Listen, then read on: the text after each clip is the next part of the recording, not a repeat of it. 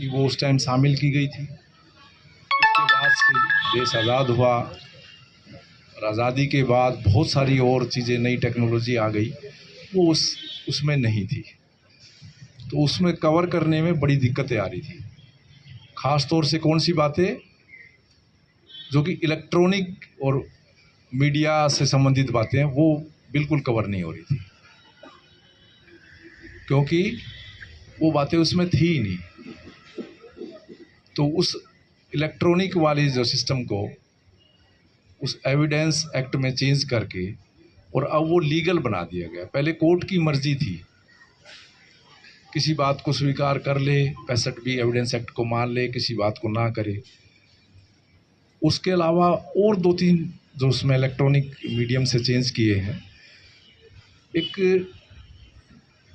कई बार जैसे हमारा देश बहुत बड़ा है, एक आदमी मणिपुर चला गया, बंगाल चला गया या मद्रास चला गया और वो गवाह है, तो उसको कोर्ट के अंदर आके ही गवाही देनी पड़ती थी।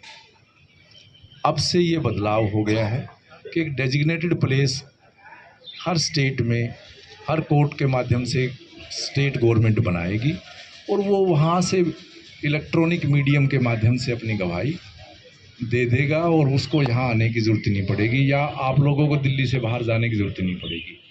किसी का कोई मामला विचाराधीन उत्तर प्रदेश में हो, किसी का हरियाणा में हो, राजस्थान में हो, तो अब वहाँ जाने की आपको गवाही कोर्ट में देने की ज़रूरत नहीं पड़ेगी। ये बहुत बड़ा बदलाव है। इससे बहुत सहूलियत होने वाली है। बहुत दिक्कतें आती थी, कोर्ट को भी दिक्कत आती थी, गवाह को भी दिक्कत आती थी, गवाह पेश ही नहीं होता था, उसको पेश हो गई है। इसके साथ साथ जो गवाह, कुछ गवाहों को छूट दी गई। सब ने मिल के बहुत से अच्छे से जड़ें जमवाई है उसमें। इसलिए मैं सभी को जिम्मेवार मान रहा हूँ कि एक प्लेटफार्म होता है, पता नहीं कैसे रह गया, क्या नहीं हुआ। तो अब कोई भी RWA, कोई भी समस्या किसी की भी हो, माइक ले लीजिए बेझिझक। मैंने बीट ऑफिसर्स को ज़्यादा नहीं बुलाया है, कई बातें होती हैं तो वो बताते जाइए, मैं उनको नोट कर लूँगा। हो सकता है आज ना ठीक हो, 10 दिन में ठीक हो, 15 दिन में ठीक हो जाए, कोशिश करूँगा। जितनी बड़ी बीमारी होगी टाइम तो ज़्यादा लगेगा। लग रहा है मदनगीर का है, बड़ा भारी इशू है और बहुत ताकत मुझे लगानी पड़ रही है। अभी भी बहुत कुछ है, गड़बड़ है वहाँ। जो गांजा नगरी है हमारी, उसको जो है तोड़ देना है। इसके जो गांजे का सिस्टम है वो डिस्ट्रॉय कर देना है बिल्कुल। यही है मेरे प्राइम जो है। बहुत कोशिश कर रहा हूँ मैं वहाँ के लिए। अब नए कुछ बातें हैं वो मैं नहीं बताऊँगा। नई तरीके से कुछ बातें मैं इम्प्लीमेंट वहाँ करने जा रहा हूँ। 1 जुलाई आ गई है, इसका इंतजार था हमें। बस कानूनों में बहुत सख्ताई आ गई है। अब जो फंस गया ना